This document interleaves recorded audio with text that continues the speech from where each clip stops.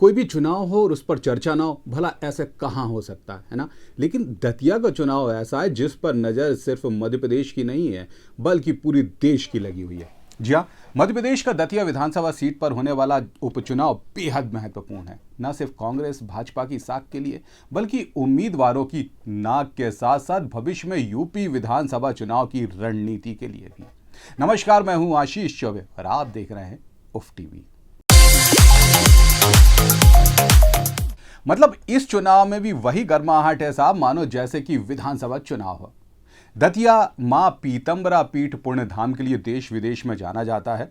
इस सीट पर भाजपा के कद्दावर नेता डॉक्टर नरोत्तम मिश्रा का कब्जा रहा, लेकिन साल 2023 में एंटी इनकम्बेंसी के चलते चलते ये मामला एकदम सा पलट गया। तत्काल गृह मंत्री नरोत्तम मिश्रा को पटकनी देते हुए कांग्रेस के राजेंद्र भारती ने इस सीट पर अपना कब्जा कर लिया। भाजपा के लिए बड़ा झटका था साहब, तो कांग्रेस का उत्साह मानो एकदम आसमान पर। समय बदला और ठीक 3 साल बाद राजेंद्र भारती से जुड़े एक पुराने मामले पर अदालत का बड़ा फैसला आ गया। 3 साल की सजा सुनाई गई और नियमानुसार भारती को विधायकी से हाथ धोना पड़ गया।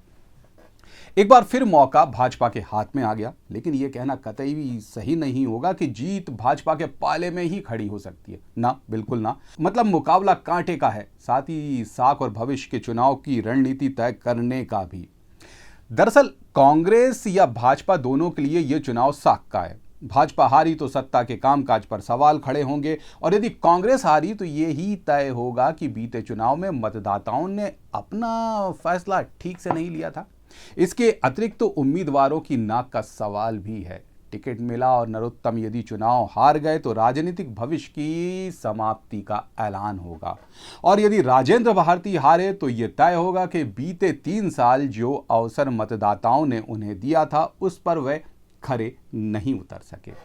वहीं इस विधानसभा सीट की सीमा यूपी से भी जुड़ती है।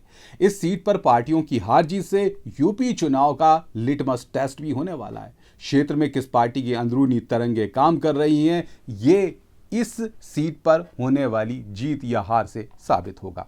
वैसे यदि साल 2008 से साल 2023 तक के चुनावी आंकड़ों पर सरसरी तौर पर नजर डालें तो कांग्रेस के वोट बैंक में भाजपा की तुलना में अधिक बढ़ोतरी हुई है। साल 2008 चुनाव में कांग्रेस को 22.99% वोट हासिल हुए थे, जो साल 2023 के चुनाव में बढ़कर 50.28% की सीमा पार कर गए हैं।